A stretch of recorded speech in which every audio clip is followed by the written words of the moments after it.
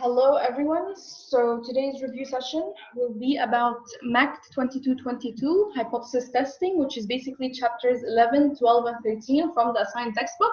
We'll go over these slides, which were offered or provided to us by students taking this course currently, and maybe solve a few problems. Okay. So let's start with chapter 11, which is basically the simplest hypothesis testing techniques that we could do in this course. And let's have a look at the introductory example. So basically, before proceeding with the introductory example, we'd like to review a few terminologies. Is that the difference between a population and a sample? In a population, basically we obtain parameters. Like for example, here the parameter for the population is mu equal to 20 against mu is not equal to 20. However, in most cases, we are not able to know what those population parameters are. It can be for many reasons, including that it is impractical, for example, to conduct surveys over all the people in the university or all the people in a country. So like usually we don't really know what the true value of the population parameter is, but rather take samples from that population and calculate statistics from those population, and then we try to estimate or have an idea about what our population parameter is. So mu equals to 20 here basically means, like, so there is a claim that we want to test about the population parameter, which is the mean of the population. Mu denotes the mean. So we want to test whether mu is equal to 20 against mu is not equal to 20. So those are two hypotheses, and one of them has is right, or one of them is stronger than the other. So the logic here, if the claim is true, mu is equal to 20, we would expect x bar to be close to 20. If x bar is significantly far from 20, we reject the claim. The sample provides evidence against it. So basically, what is x bar? X bar is basically the statistic that we obtain from the sample, which is basically the x bar denotes the mean of the sample. So this is like mu is for population mean and x bar is for population sample. So basically the whole rhetoric behind which we're able to make a decision whether mu is equal to 20 or mu is not equal to 20 is basically play around with the population or play around with the sample mean and see whether it supports either of those claims. So basically here it says we want to see whether x bar is close to 20. So let's have a look. So the data we have is n is equal to 36, x bar is equal to 22, and sigma is equal to 4. Sigma is the standard deviation. So standard deviation,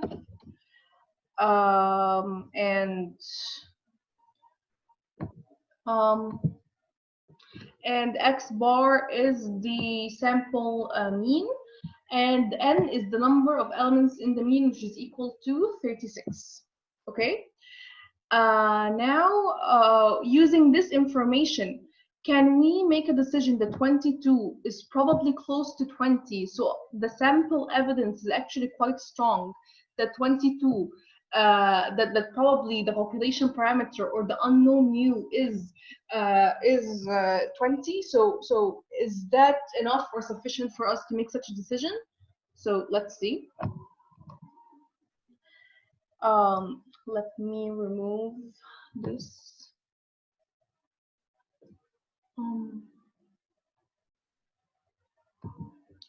Okay, so the question is 22 significantly far from 20 such that we reject this claim and rather choose this claim? So to answer this question, we need to calculate the z-score of 22 and compare it to the predetermined benchmark values of z. For now, we consider these critical values to be negative 1.96 and positive 1.96. So basically, I think this was covered in chapter 7. To get the z-score, you have to refer back to the normal distribution, and there is a significance value that you take into consideration. And to get, you have basically to look at what value of the normal distribution is equal to the significance value divided by 2. So wait a second. Basically, the z-score of 22 is obtained by standardizing. Like, this is the probability. It's a probability that you need to calculate, and you need to use normal distribution. So in order to standardize the 22, you basically subtract 22 from 20 and divide it by 4, and you are going to get the probability. Like, those are the critical values that, or the critical benchmarks before which, or those are the predetermined benchmarks based on certain significance levels. Maybe like it can be like 95% or 90%. So those are the benchmarks beyond which we're going to accept or reject if 22 is significantly far from 20. So after looking at normal distribution, after conducting this standardization and getting the probability that Z is the probability of Z, so we find out that the Z-score is 3. So 3 is basically outside this accepted range. So reject the claim. So basically, why did we reject the claim that mu is equal to 20? Because our benchmark was negative 1.96 and positive 1.96. So if we draw a normal distribution in some way, so here is 1.96, and values, and this is negative 1.96.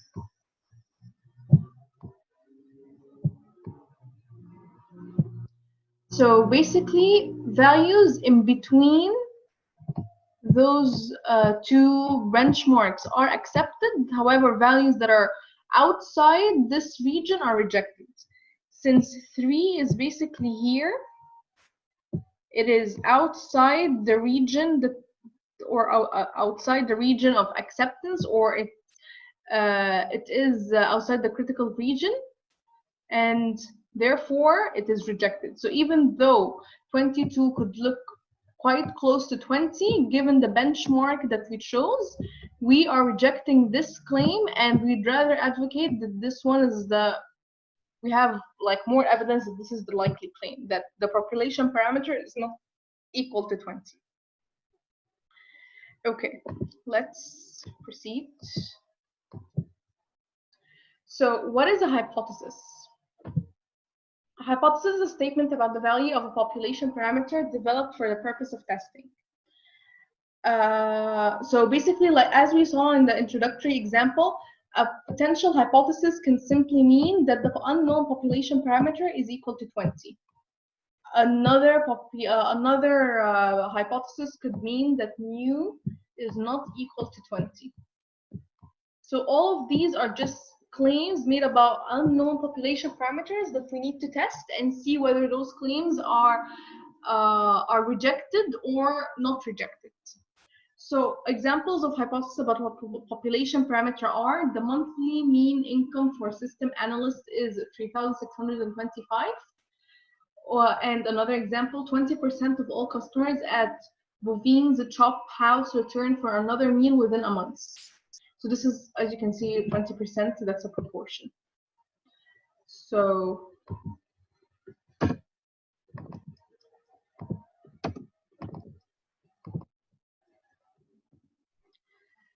what is hypothesis testing? Hypothesis testing, as we saw in the introductory example, is basically a technique through which, based on sample evidence or information that we have from the sample, and the probability theory, like as you saw, the benchmarks were like we used the normal distribution and we defined regions.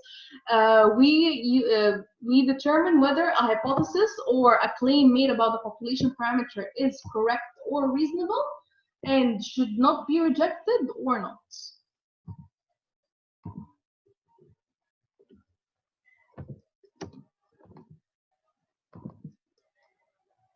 Okay.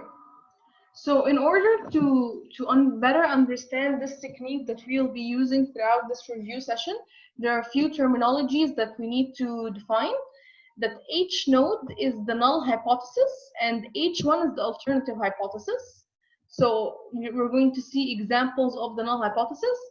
H node and H1 are mutually exclusive or collectively exhaustive. What does that mean? That basically H1 cannot include cases that are in H node, and H node cannot include cases that are in H1. So as in the introductory example, we had mu is equal to 20, and mu is not equal to 20.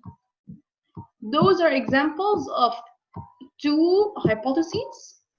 We can call this hypothesis H node, and we can call the other one H1. So basically, mu is equal to 20 is only one value. It does not include mu is equal to 21 or mu is equal to 19. So basically, it's only mu is equal to 20. So this is the only case it covers. However, H1 covers all possible cases except the case that was covered by H node. So this is basically the idea behind the mutual exclusivity. Like the hypotheses should not cover cases that are like this hypothesis should not cover cases that are in this one, and this one should not cover cases that are in this one. They should have no cases in common, or they should be like disjoint. H node is presumed to be true. So basically, we begin our hypothesis or begin our testing assuming that this is the correct hypothesis until we find evidence that is against it. H1 has the burden of proof. A random sample of size n is used to reject H nodes. So basically, we conduct our analysis, which we will better learn. If we conclude that we do not reject H node, this does not necessarily mean, like if we actually find out that H node cannot be rejected and the sample evidence actually supports that H node is correct, this does not mean that we accept it. We have to be careful about our terminologies. We have to say that H node is not rejected or we fail to reject H node. So as like a convention, H node always contains the equality signs. So basically, H node can take the form, like examples of things that fall under H node include, for example, mu is equal to 20, mu is greater than or equal to 20, or mu is less than or equal to 20. Like things like that. It includes equality signs. The alternative hypothesis, it has to be the opposite of what H node is because it has to be mutually exclusive, remember? So H node cannot include the equality signs, so it will have to be things like mu is not equal to 20, mu is less than 20, and mu is greater than 20. So this is basically what these two statements mean.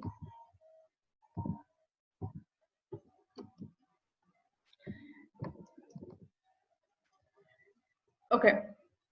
So this slide basically says how can you set up a claim or how can you know what H node is and H1 is. In the problem, you're basically look for keywords. You're gonna look as improved, better than, as effective as, different from, etc. We're gonna look into problems and better see how can we detect clues that tell us what exactly are H node and H1. So in order to conduct testing, there are three potential graphs that you will be using. in order to conduct the test. There is one that includes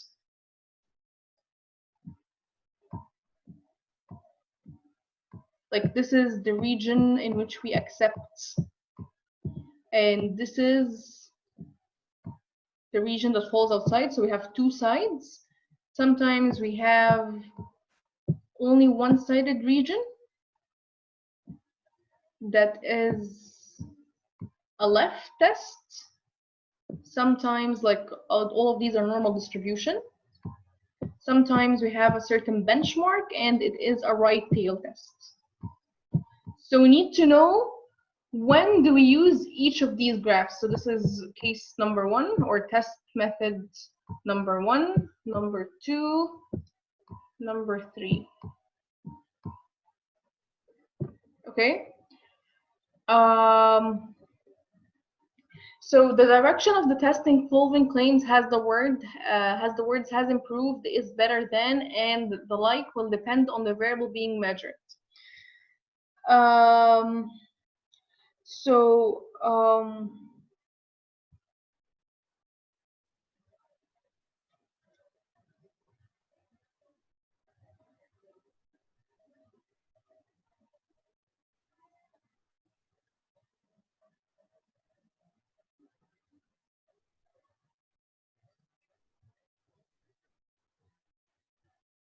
Okay, there was a technical problem. Basically this slide says that what are the clues that we could possibly look for if we're looking for a greater than or less than or an equality. So we're gonna better find out when do we use each of these 3 cases.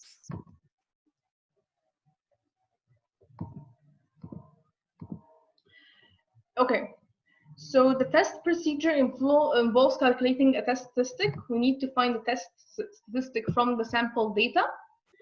And we assume that the H node that we discover or find out from the problem is true. And we keep on treating that H node is true until we find significant evidence against it. So let's better understand what that means. So a test statistic is a value obtained from the sample data in order to get an idea or verify the validity of the claim of H node. A sufficiently extreme test statistic value H node is rejected. This basically means in a normal distribution, like all of these will be, this is more like an introduction and we'll more elaborate on this in the examples, but let's explain the theory or the ideas expressed in these slides. So basically a sufficiently extreme test statistic. So if here is my benchmark and here is my test statistic, that means it's extreme and this is outside my region. Like this is where my benchmark is and my test statistic is here. So I basically reject H nodes. The critical region or the rejection region is determined by the critical values. This region contains unlikely test statistics values, values that are considered sufficiently extreme. So basically, in any test, like as I said in the previous slide, we have 3 types of tests. Sometimes it's a right tail test, sometimes it's only a left tail test, sometimes we have it on both sides, and we're gonna discuss when do we use each one of them. So basically, the critical region is the region beyond which I reject H node, or the test statistic tells me that sample data and H node do not really conform with each other.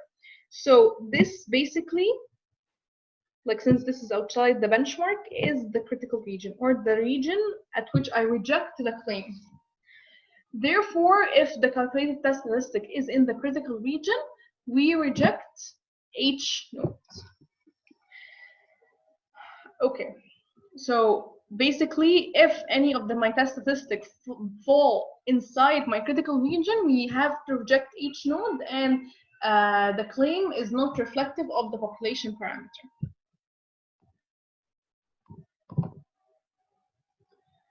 Okay. So on the basis of sample findings, we have two possible decisions. Either reject each node or do not reject each node. So obviously, even if I conduct testing and I reject or not reject each node, like at the end of the day, those are techniques or things that we do to the best of our efforts in order to try to identify what population parameters are. However, it can be the case that I reject each node based on hypothesis testing that I've done through sample data that is accurate. And in reality, if we conducted a census or some form of an activity in which we try to identify the population parameter, we find out that each node is true. In this case, we find that we committed a type of error called type 1 error. This is rejecting each node while each node is actually true. If we reject, like if our sample data is accurate and we conduct hypothesis testing and we reject each node while H1 in reality, if we know the true value of the parameter is truly false, then we have done the correct decision, or our techniques actually are accurate to real life or the real population parameter. If, on the other hand, we cannot reject each node based on the hypothesis testing that we have done, and each node is true, then we have done the correct decision. We have done the correct decision by not rejecting each node. If, however, we did not reject each node based on the sample data and all the hypothesis testing we have done, while in fact the true population parameter is false, then we have conducted another type of error called the type 2 error. And those errors are kind of inevitable, and they do have probabilities of conducting both those errors. At the end of the day, this is a testing technique. It's based on sample data. It's not the absolute truth. So basically, the type 2 error is the probability of not rejecting each node while each node is actually false. And all of those errors actually tell us how accurate or how close are we from like how confident are we about our claims and tests and all our expectations of the population parameters. So this is what I was saying. The type 1 error, rejecting each node when it's true. The type 2 error is failing to reject each node when it's false. So the probability of type 1 error is the probability of rejecting each node when each node is true. So it is the probability that the test statistics value in the critical region, which is the area under the curve, is equal to the significance level alpha. Hence, the probability of making type 1 error is simply the significance level. As we said, the probability of the type 1 error basically is committed when we reject each node while each node is actually true. So when does this happen? When do we reject each node? We reject each node when the test statistic falls outside the boundary that we set. So if here is our boundary and here is the test statistic, we reject each node. So simply the probability of committing type 1 error is the probability of us being in this region. So it's equal to the significance level. And how basically do we decide upon this boundary is basically upon a chosen significance level. Another criterion that we use to determine whether or not to reject each node is to compare the p-value to the significance level. So this is another way, like this is more thoroughly discussed later. So we can do two things. There are two ways in order to make a decision whether to accept or reject each node. Either we get the test statistic and see where it lies on the normal distribution curve and compare it with the z-scores of the boundaries or the z-scores of the significance levels, or we get the p-value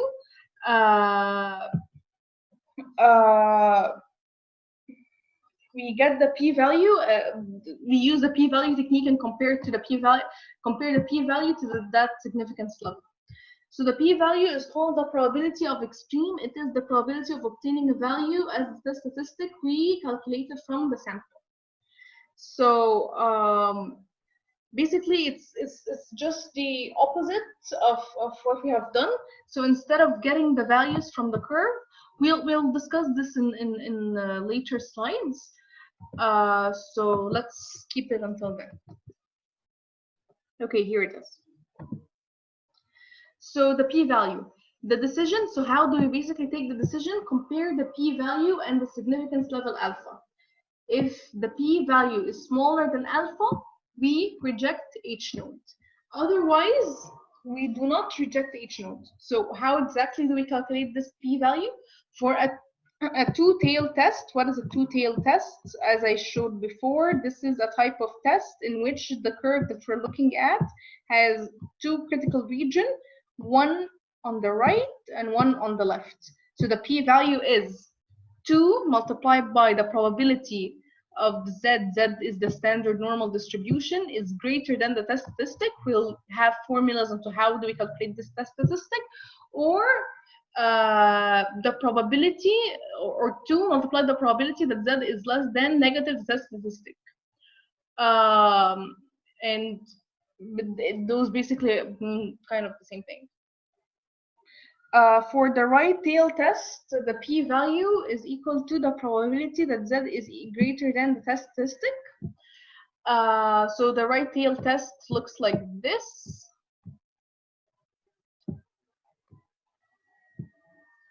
So this is the right tail test. In order to get the p-value, we want to get the probability that z is greater than the test statistic. And if and for a left tail test, the p-value, the probability of z is less than the negative of the test statistic. So basically, why in the first one do we have two formulas? Because remember, we have a right region and the left region. However, here we only have one right region, and here we have only one left region in order to conduct this test.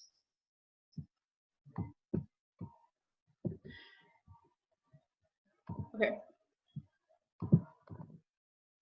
So hypothesis testing is very, very algorithmic, or a very mechanical kind of procedure. So it can be divided into a number of steps. First of all, we need to know what are our hypotheses. We need to know what is H node and what is H1. And we need to select a level of significance. We need to know what our alpha is, and this will be usually stated in the problem. However, if it is not stated in the problem, like it depends on what your professor tells you to use, but usually we assume it's 0.95. Step 3, we identify the test statistic. So we calculate the value, the test statistic that we obtain from the sample. We get a decision rule. We're gonna know more what is this, and we take a sample and arrive at a decision. And this decision basically is either rejecting H node or not, like not rejecting H node, or rejecting H node and accept H1. However, if we do like if H node is not rejected, we never say that H node is accepted. This is like a very strong term. And as you know that we have two types of errors. Even if we do not reject H node, it can be the case that H node is actually false. So we just say that based on sample evidence we have, we cannot reject H node.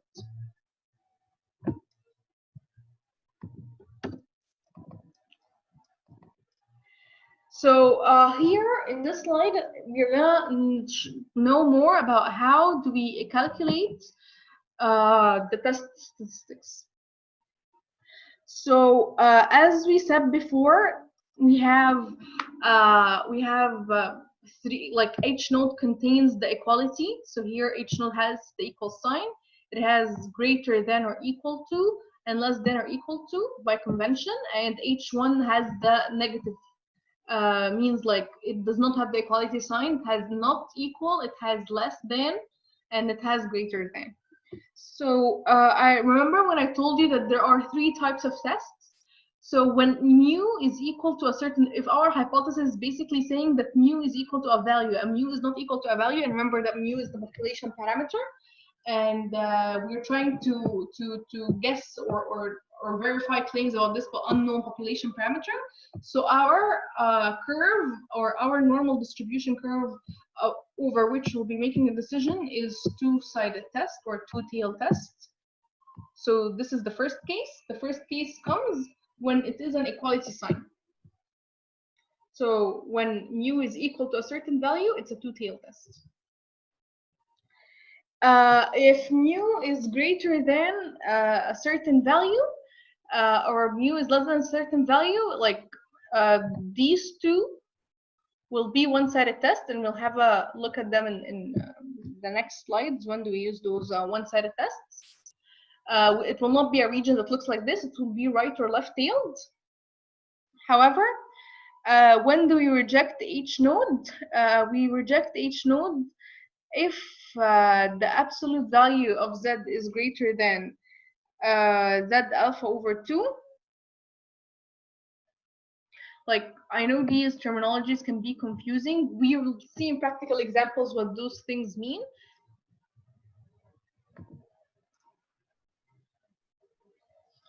If we want to calculate, sometimes hypotheses involve proportions. Again, we need to calculate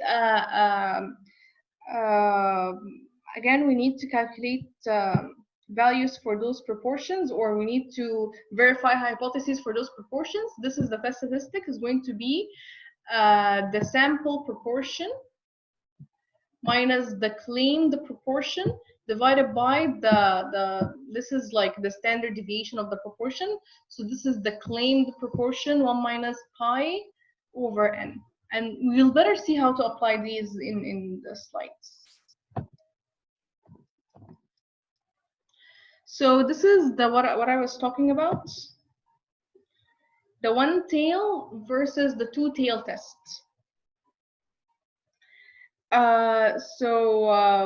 This is how a two-tail test looks like. It has region on both sides, and in this region, in the region in between those sides, we do not reject H node. However, if the critical or the test statistic falls in those region, we do reject H nodes. If this is the one tail, the left tail test, like we do not reject H node as long as the test statistic lies anywhere here. However, here we do, if this is like here, we reject H node.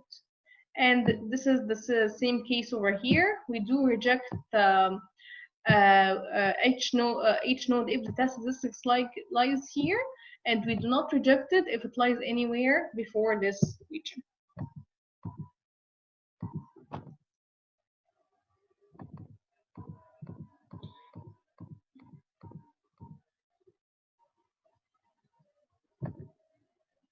Okay, so this slide is a very, very important slide, and this will basically tell you how do we go about, or how do we calculate the test statistic that we've been talking about like a long time before. So it depends on the problem, and you need to know which case you're talking about using this chart. So let's say in the problem that sigma squared, which is the variance, is known. So if it is known, it doesn't matter to me if the sample size is greater than 30, is less than 30. This is the formula I will use for the test statistics, which is Z star is equal to sigma bar minus mu divided by sigma over root n. This is the formula that we use in this first case. This is case number 1.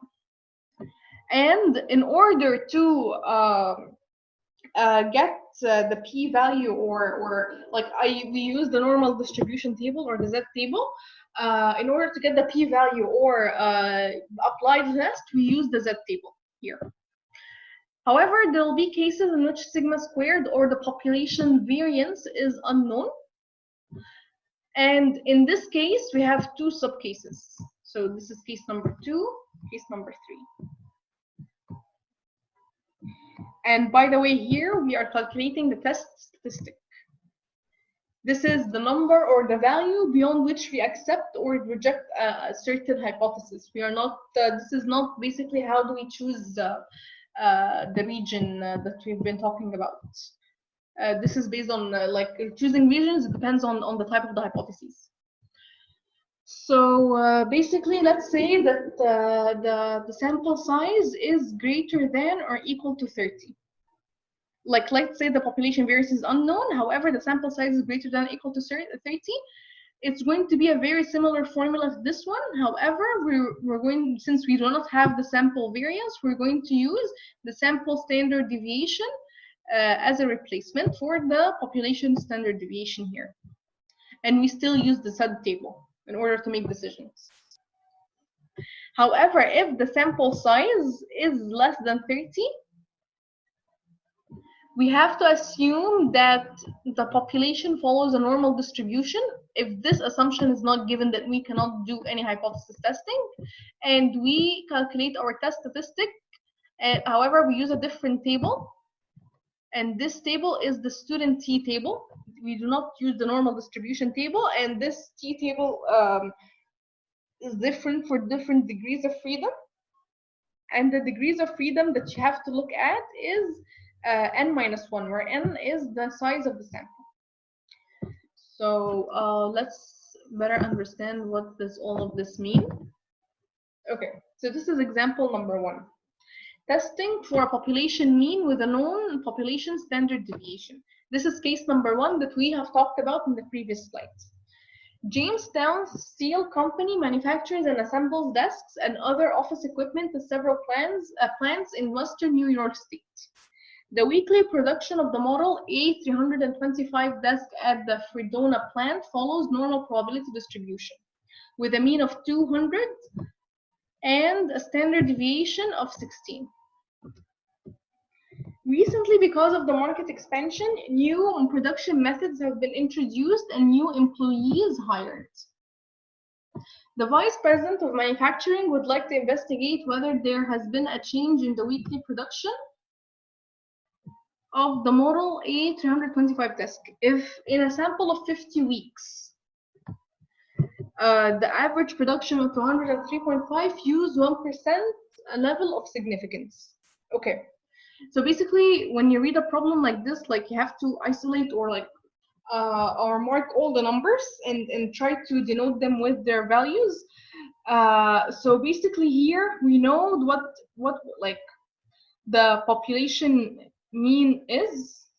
So like this is the given value that mu is equal to 200.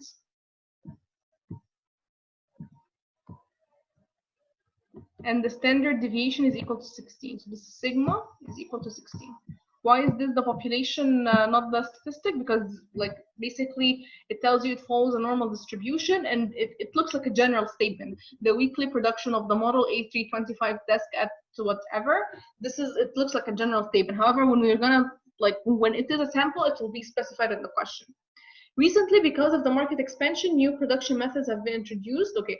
So what is the test that we're trying to make? We would like to investigate whether there is a change in the weekly production. So there is a claim about this population parameter that we think has changed.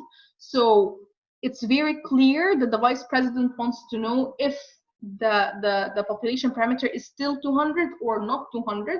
So this gives a very, very clear hint that each node is going to be whether mu is equal to 200 or mu is not equal to 200. So this is basically what the word change means. And it basically tells you what type of tests you will be conducting. So mu is not equal to 200.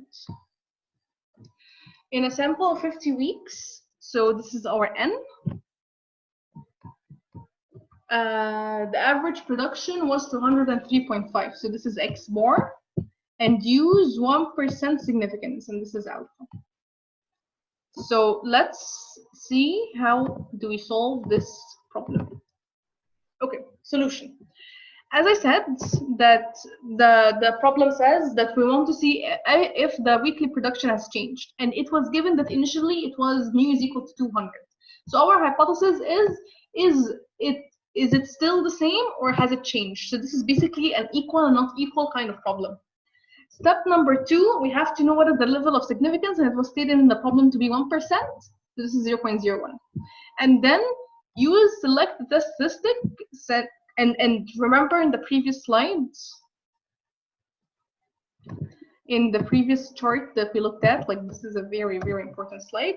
We have to know which one of these 3 cases applies to us. In the previous case, we know what sigma squared was.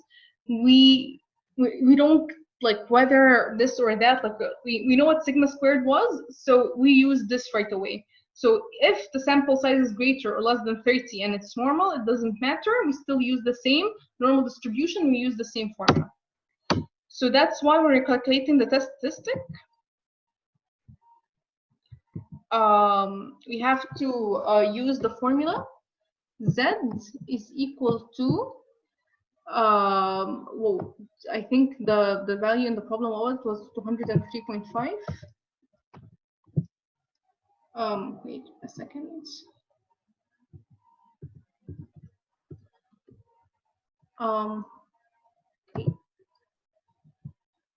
Okay, so the value given in the problem is 103.5, so we have to compute our test statistic value. So here they calculated the statistic value, which is 203.5. This is using the formula that was given in that chart. This is x bar minus mu over sigma divided by root n, which is basically 203.5 minus 200 divided by 16. This is all information given from the problem. No, like basically it all depends on you trying to identify what all the numbers mean in the problem. And we compare it with the z-score value of the significance level, but this is very important, divided by 2, because this is a two-tailed region. So we compare it for z 0.05. After getting the z value for 0.05, we find out that it is 2.58. So any test statistic value that is greater than 2.58 will be rejected. So H naught will be rejected. However, if it is not, we do not reject it. So what is our computed value after we get this formula? It is 1.55, and this falls here. It's less than 2.58, so it does not fall inside the critical region. So since it is 1.55, we do not reject H nodes, which means that the vice president should be informed that it is still likely that the production level is still 200 at this company, and it's probably did not change. So this is basically what this whole idea of testing means.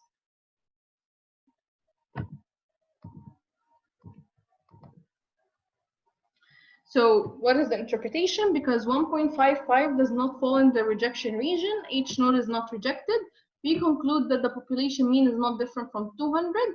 So we would report to the vice president of manufacturing the sample evidence does not show that the production rate at Fredona plant has changed from 200 per week. Okay, so this is another example. However, another example, let's see what is the case that is being reported to us.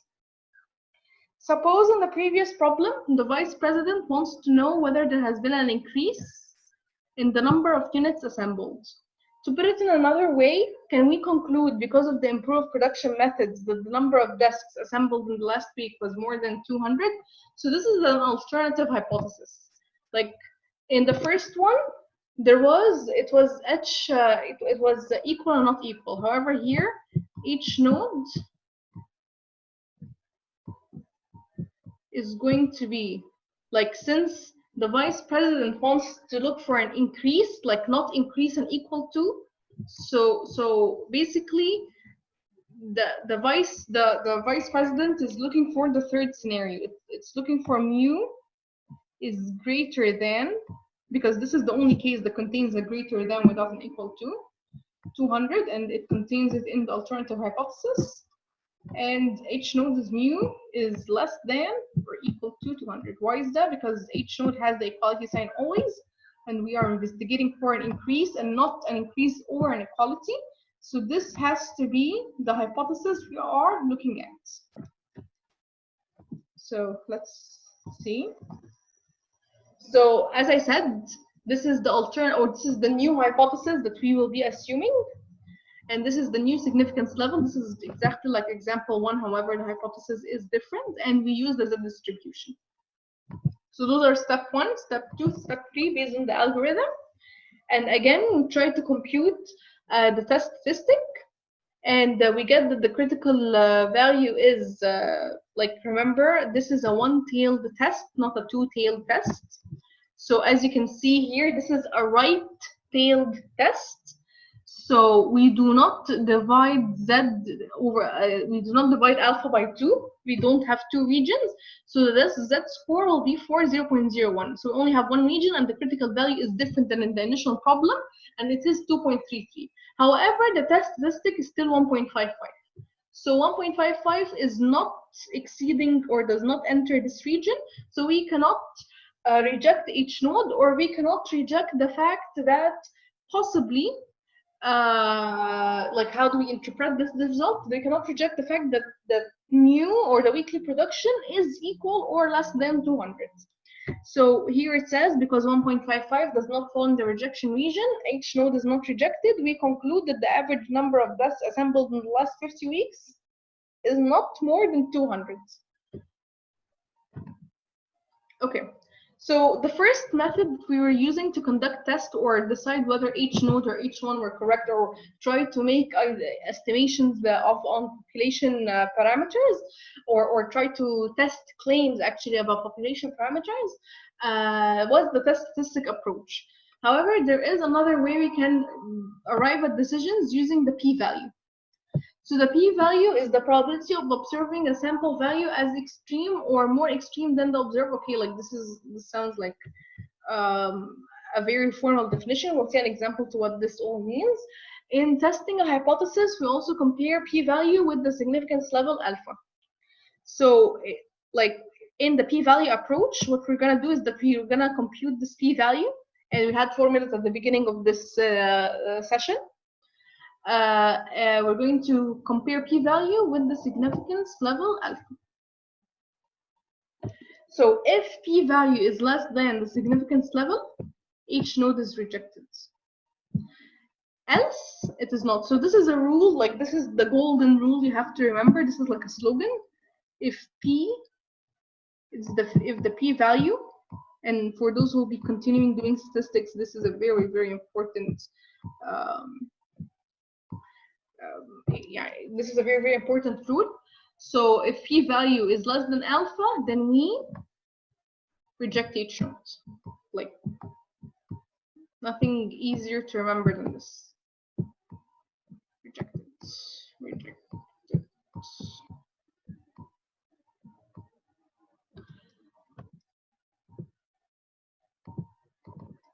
Okay.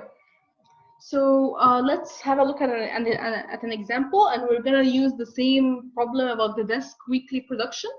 So remember the last problem where the hypothesis and decision rules were set up as each node, the mu is less than or equal to 200, and h1 is mu that is greater than 200. So when do we reject each node? If z is greater than, and this is basically the test statistic approach. However, how do we get to the p-value approach? The p-value approach relies on actually getting the test statistic approach. So basically, the p-value is the probability of z is greater than the test statistic. So you get this from the normal distribution table, and you know that getting z is greater than a certain value, like it depends on what table you're using. It's very clear here that this question was solved using a table that contains the values of z being less than or equal to. So this 0.9394, and I think this is the table that is being used in the class. It gives you values for probability of z is less than or equal to any certain value, y. Here our y is 1.55. However, we do not want probability of z is less than or equal to, we want the opposite. Probability is greater than or equal to. And we know the sum of all this probability is 1, and therefore we're subtracting 1 from 0.9394, and this is obtained from the table to get this probability of z is greater than 1.55. So after following this subtraction, we get that the p-value is 0.0606. And what is our significance level? Our significance level is 0.01. Remember, our golden rule is that we reject each node if p-value is less than alpha. So here is our p-value, 0.0606. 0.06, excuse my writing, and our significance level is 0.01. So is this less than this? No, it is not. So we cannot reject each node. We fail to reject each node based on the sample data that was given to us.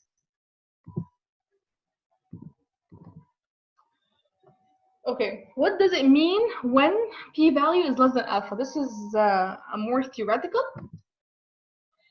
So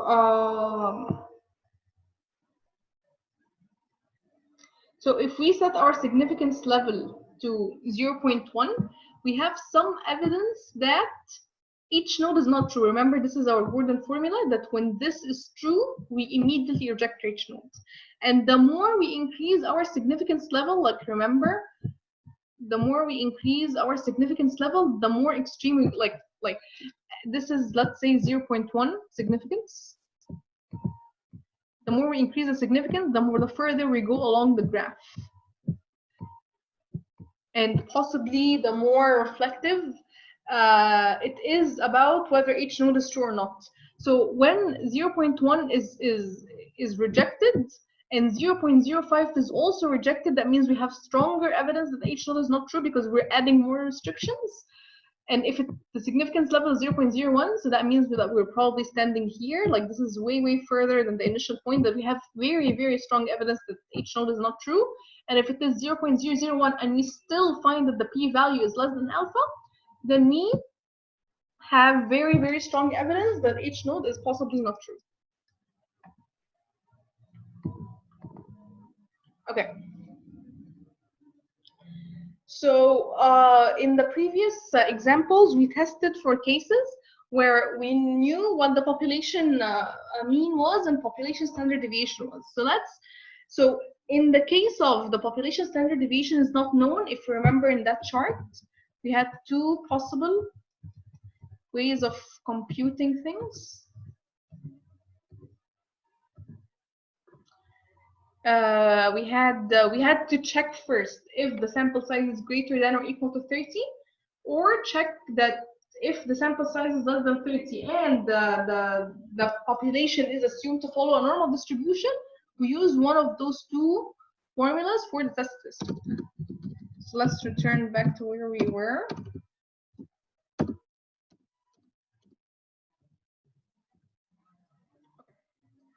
So testing for the population standard deviation, testing for a population parameter when standard deviation is not known. So when the population standard deviation sigma is unknown, the sample standard deviation is used in its place, and you can see here S replaces sigma. However, we use the t distribution if we find out that the sample size is less than 30 and the population follows a normal distribution. You have to remember this very clearly. With m-1 degrees of freedom, you have to look at the t table and you decide upon which table or which values to use. You'll find that there are a lot of values for any significance level. You choose those values that correspond to your level of degrees of freedom, which is obtained by subtracting 1 from the given sample size. So x bar is the sample mean. Okay, you know all of this information. So let's proceed. Let's have a look at this example. The MAC for Land Insurance Company claims department reports the mean cost to process a claim is $60. An industry comparison shows that this amount to be larger than most other insurance companies, so the company is instituting cost-cutting measures. To evaluate the effect of cost-cutting measures, the supervisor of the claims department selected a random sample of 26 claims processed last month. The sample information is reported below. At 0.10 significance level, it is reasonable that the claim is now less than 60. So let's identify the numbers. So this is the given mean that will obviously given information about the parameters. So this is a claim about, this is the cost to process any claim in an insurance company, but this is a claim about a certain population parameter is equal to 60. Here we have n is equal to 26, and be careful that this is less than 30. So this is n. I'm trying to draw in here. Okay. And here we have, they did not give us any other information. So what is the claim that we want to inspect? We want to inspect whether the mean cost to process a claim is less than 60. So since we want only less and not less than equal to, we look at which of the 3 cases that were given to us at the beginning of the slides, and I'll show you here. Wait a second.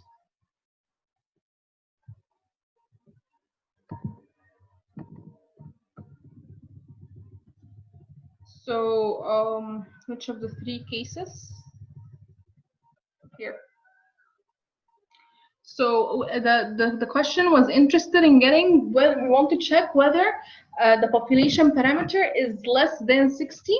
So this is the only case that contains mu for a value that is less than a certain value. So let's return back to our question.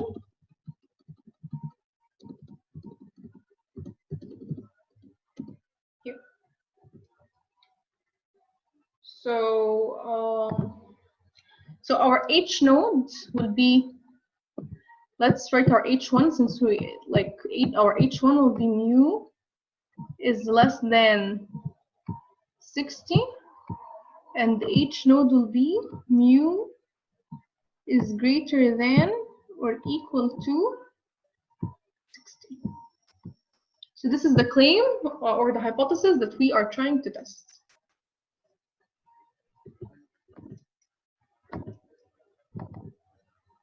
So here is our null hypothesis and alternative hypothesis. We identified that the significance level is 0.01, and since the number of claims is, or the number of elements in the sample is only 26, and this is less than 30, and we were given that the like we have to assume that the population follows a normal distribution, we are going to use the t distribution because the sigma is unknown. We use the formula that was given to us in the beginning or in earlier slides. So we use x bar minus mu over s over root n, and we find out that our test statistic is negative 1.818 in the student t-test. And remember, this is a one-tail test because we are not testing for equality when we're testing for like equal or not equal. And the hypothesis testing, if we are testing for equal or not equal, we have to use the two-tail test. However, this is greater than or equal to as opposed to less than, so we have to use the one-tail test, and this is the left-tail test. So we use the t-table at significance level 0.01 and degrees of freedom 25, and we discovered that this value is going to be negative 2.485. We get the negative of that t value because we're doing a left test. So this is the critical value, and anything lower than this critical value will be rejected. However, negative 1.818 is not inside that region, so we cannot reject H node. So we conclude that probably the cost of processing insurance claims probably is greater than or equal to 60 and was not reduced. So this is how you interpret the result. Because negative 1.818 does not form the rejection region, H node is not rejected at this significance level.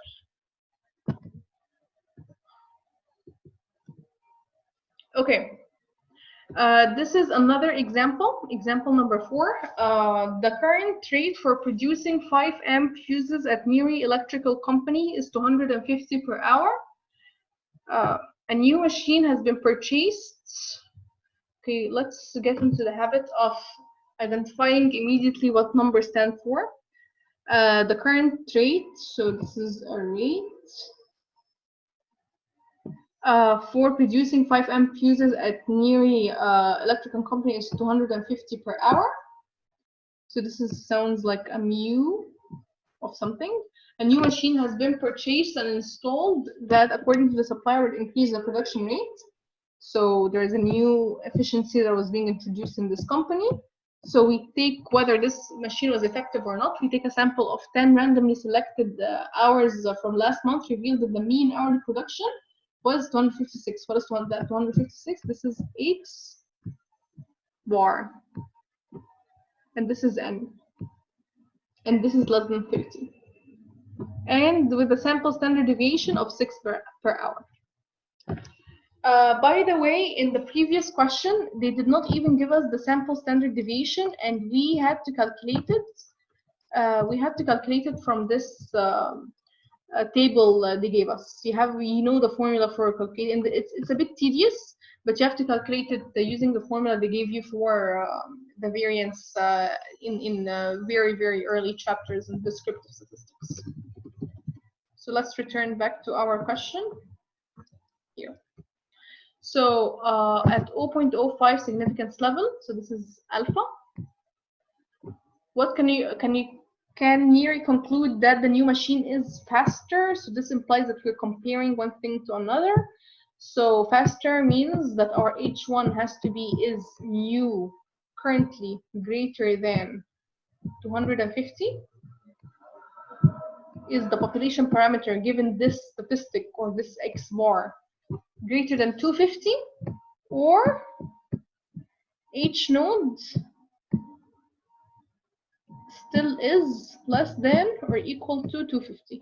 This is based on the rules that we were introduced to in earlier slides.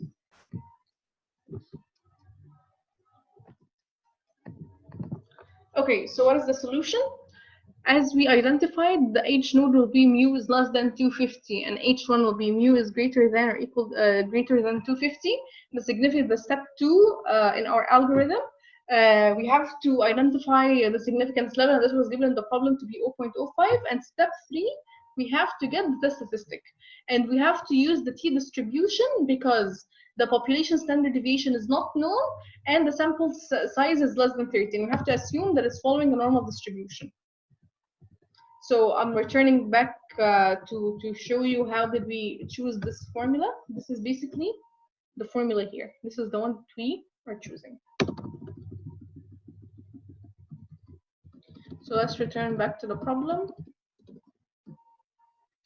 So basically, in order to get the t value, we use the formula that is given, which is X bar 256, given in the problem, minus 250 divided by 6 over root n, which is 3.162.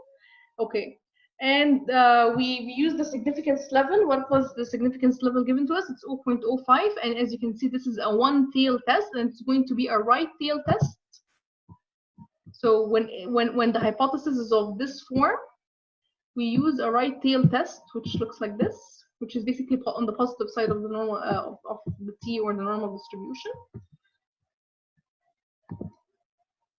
So this is 3.162. So when we calculate when we try to get the t value that is corresponding to this significance level, we use the degrees of freedom 9, because degrees of freedom that we have to use is m-1, and we find out that it is 1.833.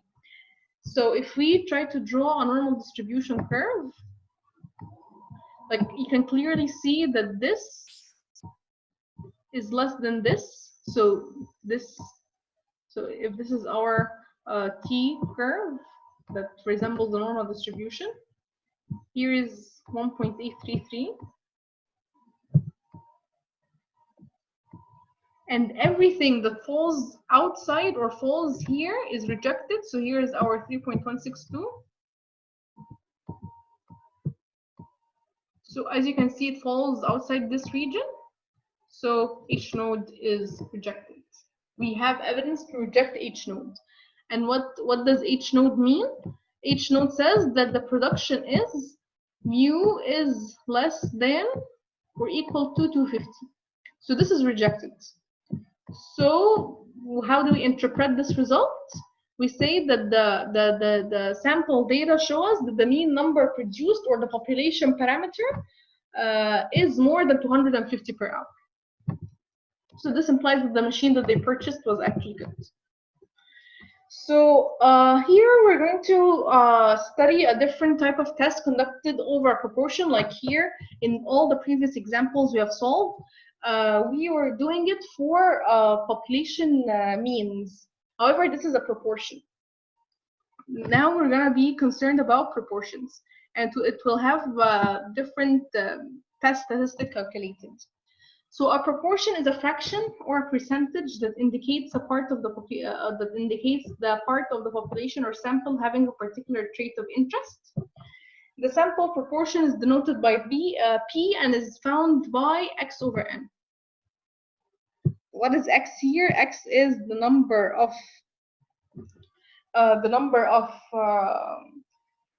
observations that are included in the proportion, and n is the total number of the elements in the sample.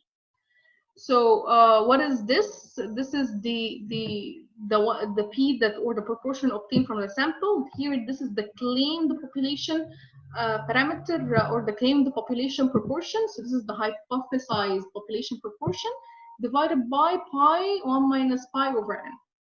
So this is in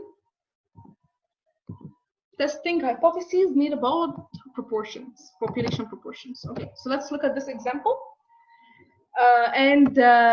To remember that we had two charts at the beginning of this slide set. We had this chart for means, and we had another chart for populations. Here, this is the chart we had for population. However, even okay, so let's return back to the problem.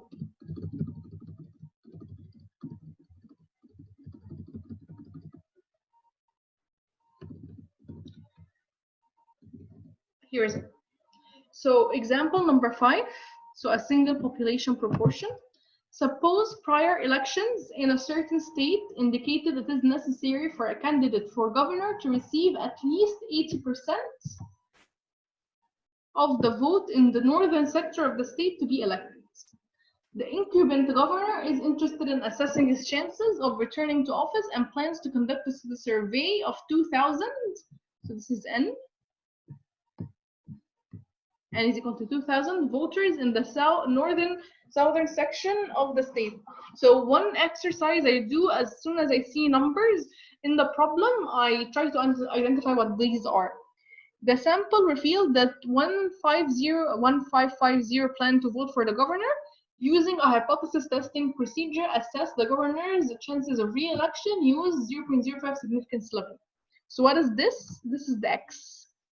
The X that we are not given a proportion, but we have to calculate it ourselves. If you look at the previous slides, they said that you calculate the proportion or the sample proportion by dividing x over n. So what is our x here? Is 1550 and n is 1/2000. So our sample proportion is 1550 divided by 2000.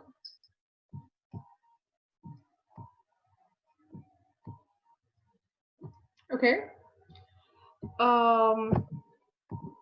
So we have to see, like the question says, that the governor needs to at least receive 80% of the votes in order to be re-elected.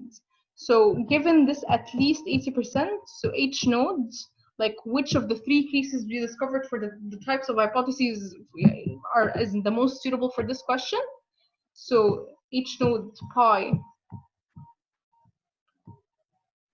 is greater than or equal to, this is basically what at least means, 0.8, or H1 pi is less than 0.8. Okay, so this is what the information we were able to get out of the problem just by simply reading it. So let's follow the 3 steps. We identify what our hypotheses are. So this is each node pi is greater than 0.8. H1 pi is less than 0.8. This is because the key word in the problem was at least. Our significance level is 0.05 as I identified in the problem. And regardless, we have to use we have to use the Z distribution, and we calculate this using the Z distribution. So formulate the decision rule. So what is the decision rule? This is given the formula that we were introduced to a few slides ago. This formula. This is how we compute the test statistic. We get the value for P, which is x over n, 1550 over 2000 minus 0.8 divided by this denominator is less than negative 1.65. What is this 1.65? This is the Z-score obtained after we try to this is the Z-score for the significance level. It's going to be a one-tailed test because we are comparing greater than or equal to with less than. This is not equal and not equal. So when it is of this form, this is a left tail test, and our critical value is negative 1.65, and our our test statistic falls actually inside this critical value, critical region, I mean. So negative 2.8 is less than negative 1.65, and therefore we have to reject H node. And what does that mean? It basically means that this governor will not get more than 80% of the voters and will probably not be elected. So this is basically how this paragraph basically says, how can you interpret this result? So values to remember. Sometimes it can get a little bit tedious to go and look at the table all the time to get Z values for common significance levels like 0.01, 0.05, like 1.001. So it's good to know them. So when you're doing a two-tail test, these are the Z scores. Remember, there are two scores because we have a two-tail test for 0.05, 0.025, and 0.005. When we have a one-tail left test, those are the values for those significances. It's good, for example, to put such a thing on your formula sheet if it is allowed. And the one-tail right test, those are the values that good to remember instead of just going and looking at the table all the time. So we covered the chapter 11, which was concerned with only one population parameter. Right now, we will be going through chapter 12 and 13, which is very related to chapter 11. However, instead of just using one population, we will be testing the difference between two population parameters. It's not that tricky. However, just an extended formula that you need to know. Okay, so what are some examples or some type of problems that when you see, you have to know that we are actually talking about two different populations here? It's actually very, very clear. Like you'll feel it when you read the problem. Is there a difference in the mean value of residential real estate sold by male agents and female agents in South Florida? So as you can see here, we have males and females. Is there a difference in the number of defects produced on a day and the afternoon shifts at Kimball Products? Is there a difference in the mean number of days absent between young workers and the older? As you can see, there is a difference, and there's two types. There is older and younger. Is there a difference? So those are the examples or the type of problems that when you have to see, you'll probably have to think about that you're talking about two populations.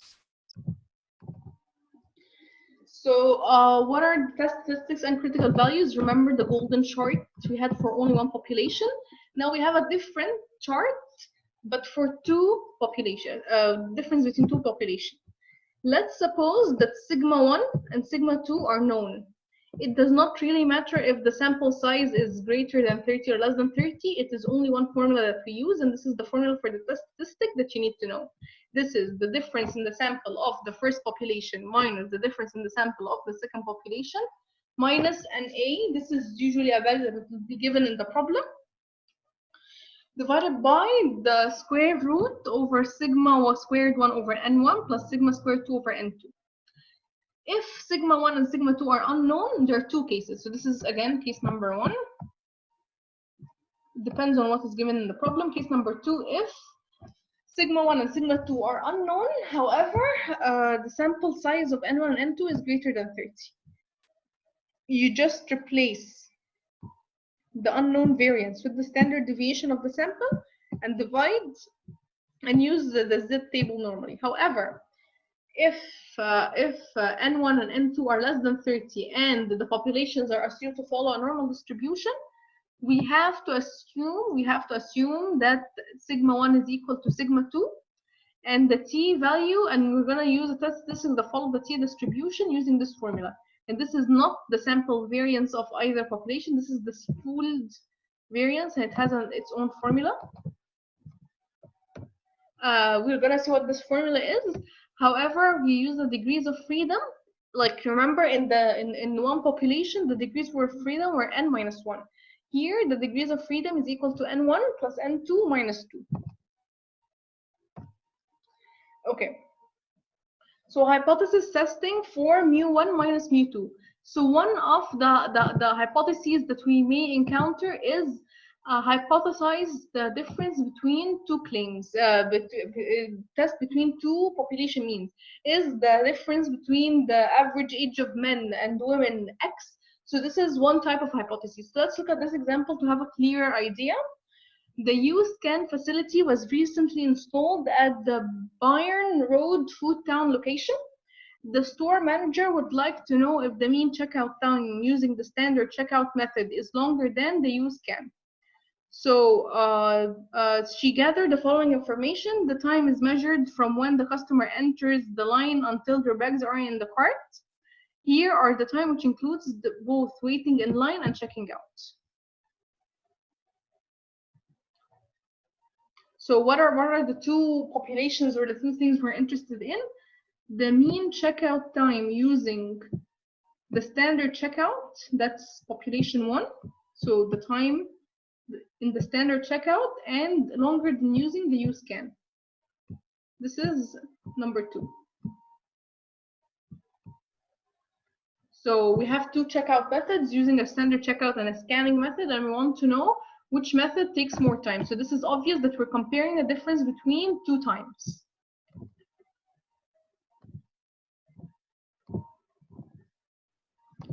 So what is the null and the alternative hypotheses? It is very clear that we want to see whether the standard checkout is less than, or the U-Scan takes less time than the standard checkout. So this is the hypothesis type that is most suitable for this type of problem.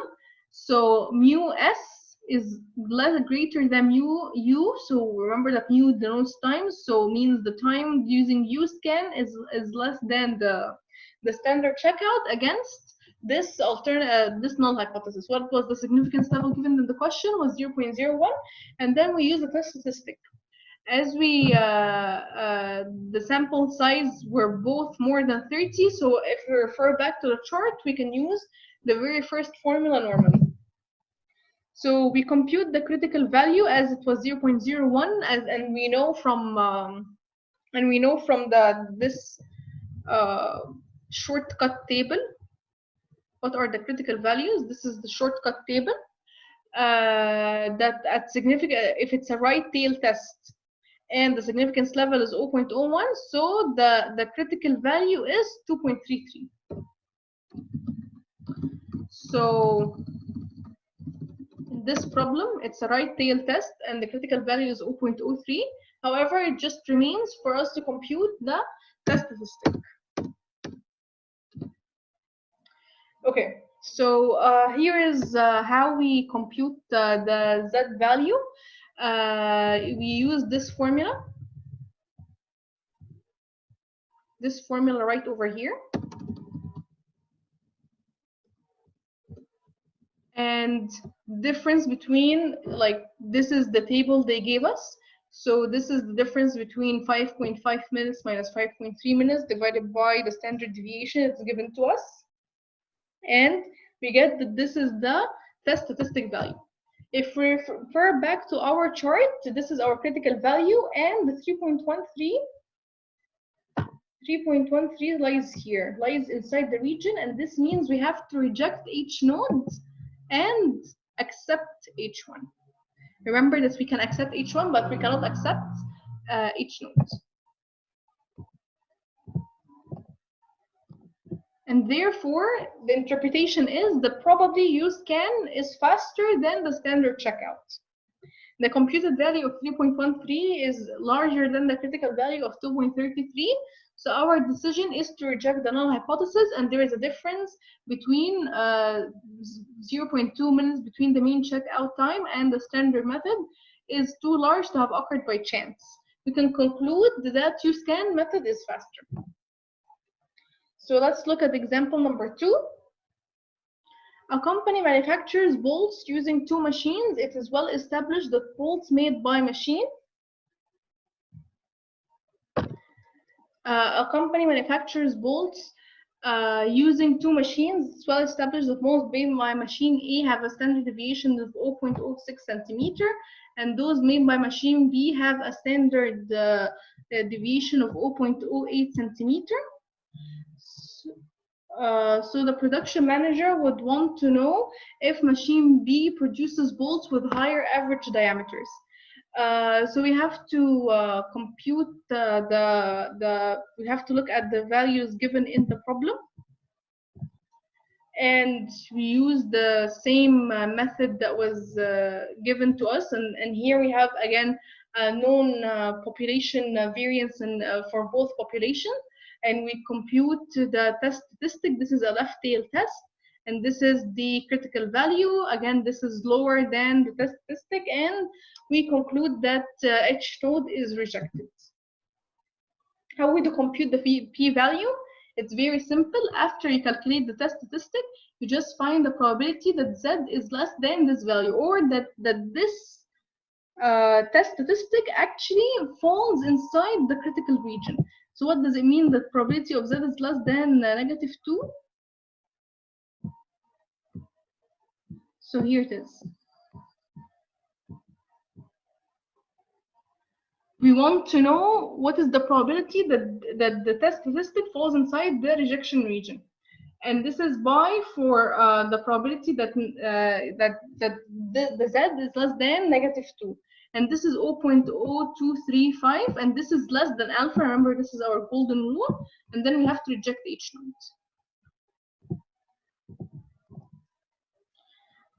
This is another example. We know both populations, and we do not know, in this example, we do not know the population.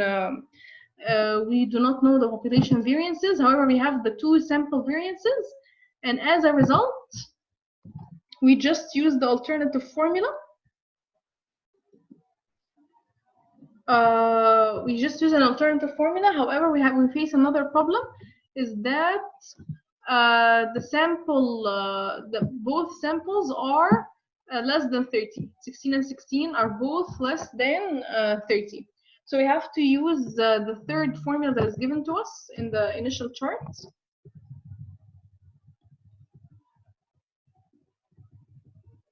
Here is it, this one.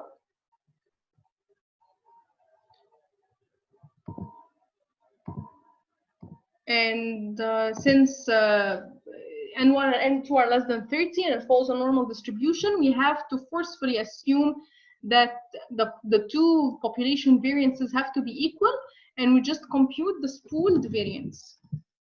So let's see, how do we compute this spooled variance?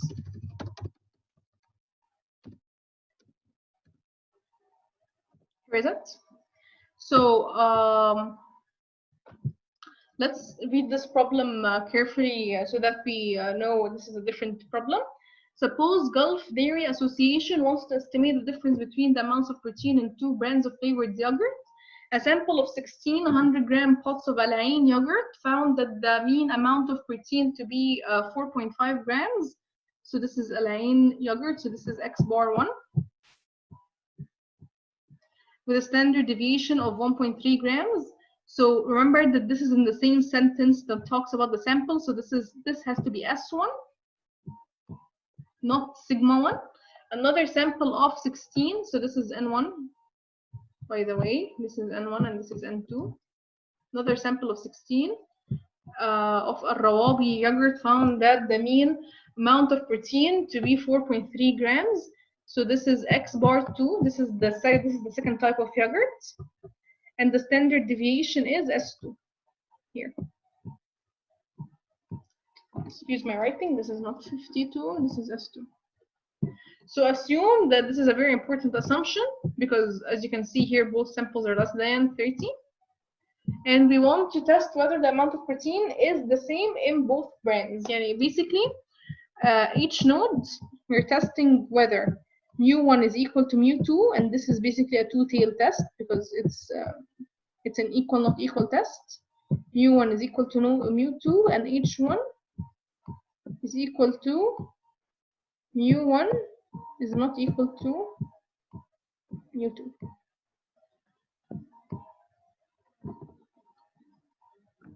So let's have a look.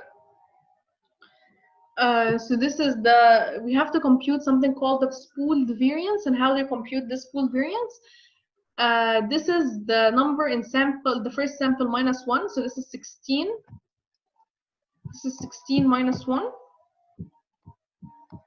which is N1 minus 1 times S1 squared plus N2 minus 1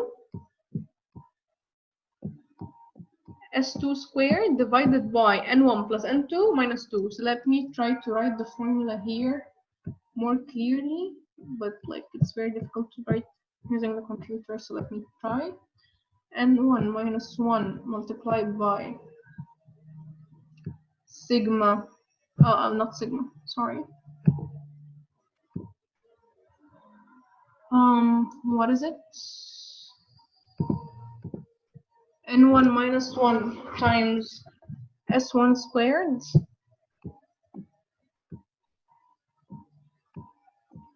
plus N1 minus 2, N2 minus 1, N2, this is N1, minus 1 S2 squared, and this entire value divided by N1 plus N2 minus 2. And what is this entire quantity? This is the spooled SP, the spooled standard deviation. The spooled variance of spooled variance of the pooled variance of the two samples. So we compute the test statistic using this quantity. Remember, we're using the third formula in the first chart that we saw in the earlier slides, and then we find out that this is our test statistic. We get our significant critical value, and it turns out, remember, this is a two-tailed test because we have an equal and a not equal to scenario. So alpha has to be alpha over 2. So our significance level was 0.05. We divide this by 2, and it becomes 0.025. And as you can see here, that the test statistic is less than the upper value for the critical value and greater than the lower value. So basically, it does not follow inside the rejection region. So basically, what I'm trying to say is, in the T distribution, we'll find out that our test statistic falls inside the acceptance region and falls outside the rejection region, and therefore we fail to reject each node, or we do not accept we do not reject each node, and therefore we kind of have enough evidence, or we kind of have or we cannot reject that there is a difference in the amount of protein in both yogurts. So, okay, we are very close to the end of this session. So we have to test the difference between population proportions. This is the value for the test statistics that we'll have to use. This is very similar, however, to the single population. However, we have to be careful to what P bar is. P bar is x1 plus x2 divided by n1 plus n2. The critical value C, use the normal table, provided that n1 and n2 are greater than 30, and this is because of the central limit theorem. And here we assume that A is equal to 0. So let's see a couple of examples. I think it's how many? Actually, it's only one example. So example 4 for the difference between two populations. In 2005, a sample of 300 households in Jeddah showed that 72 paid their monthly phone bill by debit cards. So this sounds like an N1. 72 just sounds like an X1. Remember, in a proportion, sometimes we need to calculate the proportion ourselves. We need to calculate P1 ourselves, and P1 is going to be equal to X1 over N1. Their monthly phone bill by debit card in 2009, a sample of 400 households. This looks like an N2. The number of households, this is a sample of 400 people in the same city, showed that 120, this is X2, paid their monthly phone bill by debit cards. Test whether the percentage of households paying their phone bill by debit card remain the same at alpha 0.05. So we want to know in 2000, like it's very clear that each node here is new. Like we want to see if new at 2005, like this is a two-tailed test. This is what I'm trying to say.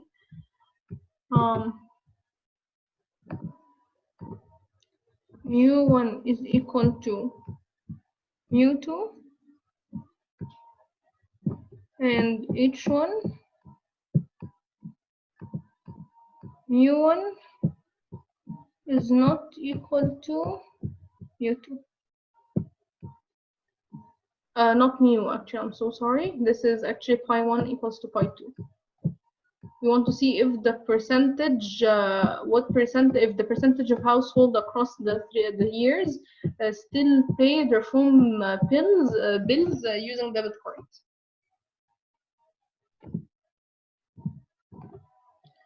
So we state the hypotheses. The level of significance given to us was 0.05. However, since this is a two-tailed test, so we're going to deal with Z alpha over 2, and we have to find the appropriate test statistic. And we use a Z distribution. Because N1 and N2 are greater than 30, we had 200 and 400, I believe, or something like that.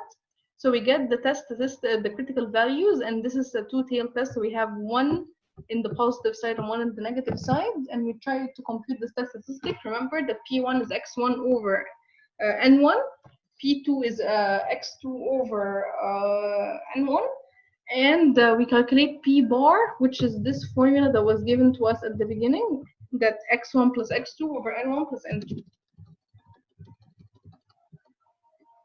So this is the test statistic that we computed, and we compare it negative 1.76 with negative 1.96. It's very clear that negative 1.76 would lie somewhere here and will not lie inside the rejection region, and therefore we do not have sufficient evidence to reject the null hypothesis at 0.05 significance level. Therefore, we cannot reject H node, and we cannot reject the fact that people are still, or the proportions are still equal between 2005 and 2009. The people are still using credit cards, debit cards to pay their phone bills. Okay, so basically this was the end of our session. I know it was a bit thorough, covering what is hypothesis testing in 1 and 2 populations, and I hope you benefited and found it enjoyable. Thank you very much for attending.